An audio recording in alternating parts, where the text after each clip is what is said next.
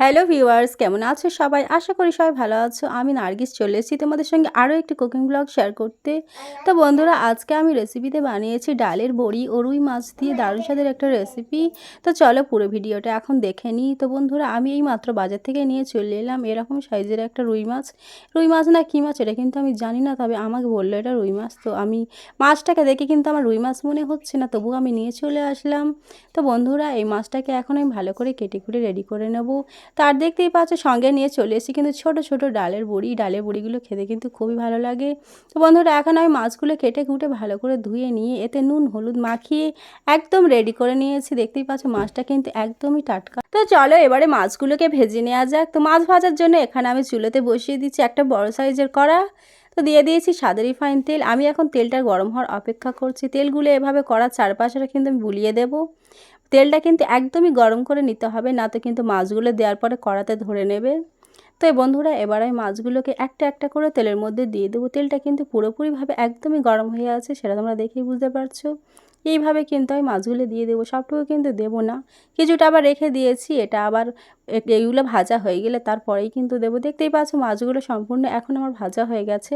এবার এগুলো ভাজা হলেই কিন্তু হয়ে যাবে। এবার আমি এগুলো তুলে নেব। মাছ ভাজাটা কিন্তু খুবই মচমচে হয়েছে, সেটা তোমাদেরকে দেখিয়ে দিই। একদম মুচমুচে করে ভেজে নিয়েছি, কারণ মাছ ভাজা না মচমচে করে ভাজলে কিন্তু তরকারিতে অনেকটা ছেড়ে যায় নাড়ার সময়। সেই জন্য মাছগুলো একদম কিন্তু লাল করেই ভেজে নিই।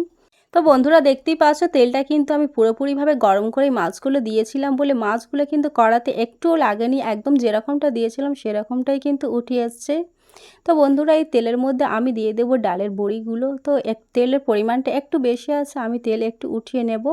হাফ কাপ মতো দেখতেই পাচ্ছ আমি এখানে একটু তেল তুলে নিয়েছি। এতে দিয়ে দেবো এবার ডালের বড়ি। ডালের বড়ি কিন্তু আমি সবটুকু দিইনি, একটু রেখে দিয়েছি আবার অন্য দিন রান্না করার জন্য। তো এগুলো এখন সম্পূর্ণ নেড়েচেড়ে এইভাবে ভেজে নিয়েছি। ভেজে নিয়ে একটা পাত্রে তুলে নিয়েছি।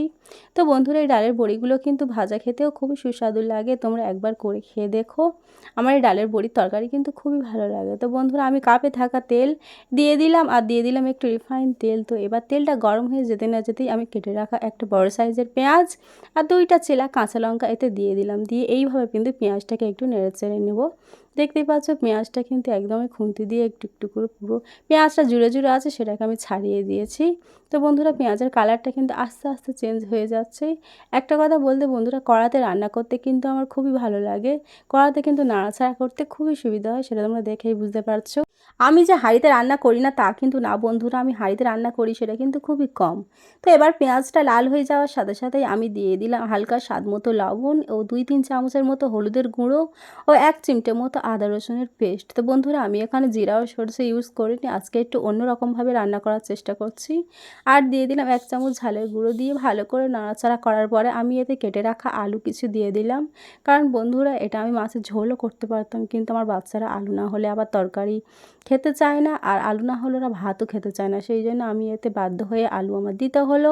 তো বন্ধুরা, দেখতেই পাচ্ছ আলুটা কিন্তু একদম ভাজা ভাজা মতো হয়ে এসেছে। তো আমি এখানে দিয়ে দেবো 1 থেকে 2 গ্লাস পর্যন্ত পানি। দিয়ে এটা আবারও একটু খুন্তি দিয়ে ভালো করে নেড়েচেড়ে এটা আমি ঢাকা দিয়ে দেবো 10-15 মিনিটের জন্য। কিছুক্ষণ ঢাকা দিয়ে রাখার কারণ হচ্ছে আলুটা কিন্তু অনেকটাই সেদ্ধ হয়ে যায়।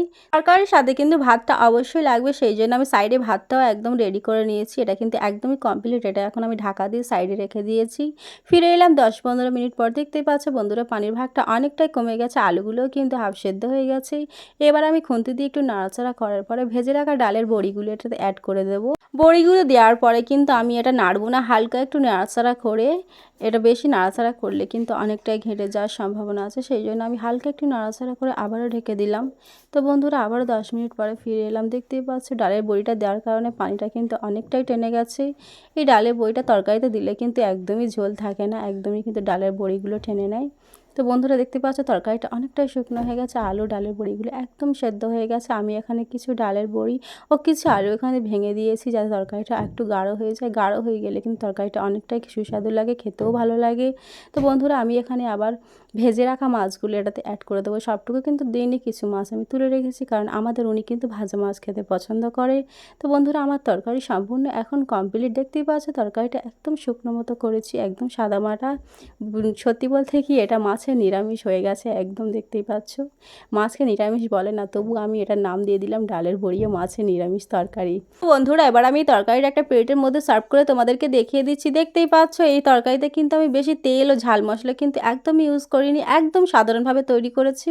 সেটা তোমরা ভিডিওর মাধ্যমে দেখেই কিন্তু বুঝতে পেরেছো। তো বন্ধুরা এটা আমি আরেকটা থালাতে তুলে নিচ্ছি। এটা আমার বড় মেয়ের জন্য ও ছোট মেয়ের জন্য। এটা আমি এখন ওদেরকে খাইয়ে দেবো ঘরে নিয়ে গিয়ে। তাহলে চলো এখন যাই ঘরে, দেখি দুজনা কি করছে। ওদের কিন্তু খুবই খিদে লেগেছে। এখন বাজে হচ্ছে দুপুর 1:30।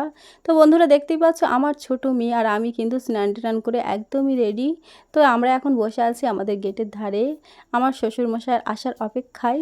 তো বন্ধুরা সিমরান এখন তোমাদেরকে হাই করছে। এখনও আমার শ্বশুরমশাই আসেনি তা না, আমাদের উনিও কিন্তু এখনও ফেরেনি বাড়িতে, সেই জন্য আমরা কিন্তু এখনও খাওয়া দাওয়া করিনি।